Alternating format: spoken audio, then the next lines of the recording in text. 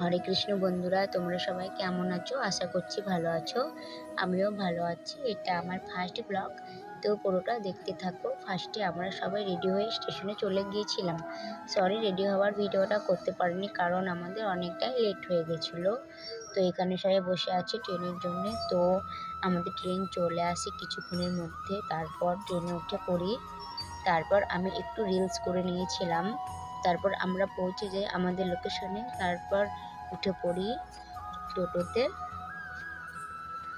তো গল্প করতে করতে যেতে যেতে বৃষ্টি চলে আসে।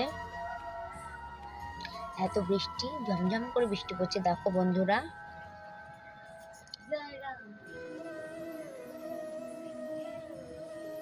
আর এইখানে আমার ছেলে একটু দুষ্টামি করছিল।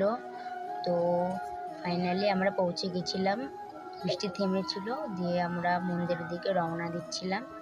তো আমি বলছিলাম দেখো কত জল জমে গেছে, এত বৃষ্টি হয়েছে। আমার হাজবেন্ড